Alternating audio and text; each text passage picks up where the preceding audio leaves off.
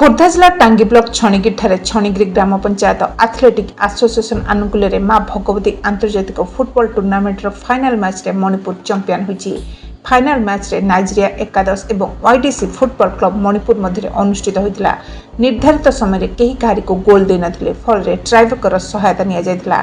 ट्राइब्रेकर 5-4 गोल रे वाईडीसी football club Manipur विजय लाभ करछि। एही खेल मुख्य अतिथि भाव खोर्धा विधायक प्रशांत जगदेव जोग देथिया बेले सम्मानित अतिथि भाव राज्य बीजेपी युव मोर्चार सभापति अभिलाष पंडा, वरिष्ठ बीजेपी नेत्री बासुनी महापात्र, पोस्टार राज्य संपादक रमाकांत महापात्र, समिति सभ्य सुमित्रा परिसल, सरपंच पूर्णिमा महापात्र, बीजेपी मंडल सभापति माधव महांती प्रमुख जोगदे उभय दल खेलाड़ी को उत्साहित करने चैंपियन एवं रनर्सअप दल को ट्रॉफी सहित अर्थराशि प्रदान करथिया बेले उभय दलर 2 खेलाड़ी को बेस्ट प्लेयर ट्रॉफी प्रदान करथिले। तेबे एही खेल को जातीय रेफरी दिग्विजय दास, ज्योतिरंजन स्वाई, विजय कुमार मंगराज एवं मैच कमिशनर अविनाश पट्टनायक परिचालना करथिले। एसोसिएशन सभापति मनोरंजन सामंतराय एवं कार्यकारी सभापति दुर्गा प्रसाद सुंदरांक पौरोहित्य सभाकार्य चलता बेले मंच परिचालना करथिले उपदेष्टा वीरेन्द्र दास, उपसभापति एसके सेरल, संपादक विभूति दास, कोषाध्यक्ष आनंद प्रधान, मैनेजर सुशांत परिडा, उपदेष्टा ललित पट्टनायक, प्रमोद बलियार सिंह, शिक्षाविद कालिंदी नायक,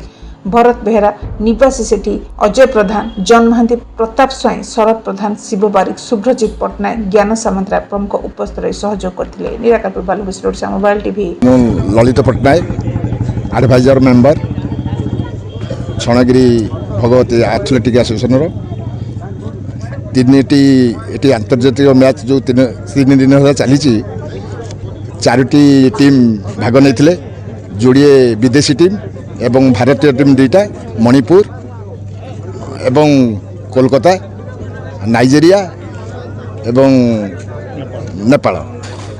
3 दिन मुख्यतः श्रृंखलार सहित खेल होती, खेलटी समाप्त होती। आमर आमे आईआईसी की निमंत्रण करूँ, सी भी फोर्स पठेकी शांति श्रृंखला रक्षा कर धन्यवाद दूचु। एवं आमर रेफरी 4 जन 3 दिन काल इंडिया रेफरी, जड़े लेडीज रेफरी भी आसते चित्ताकर्षक से खेलटी की समाप्त कर सांबादिक भाई मैंने प्रत्येक दिन आसी आमर प्रचार प्रसार जो प्रकार व्यवस्था कर धन्यवाद।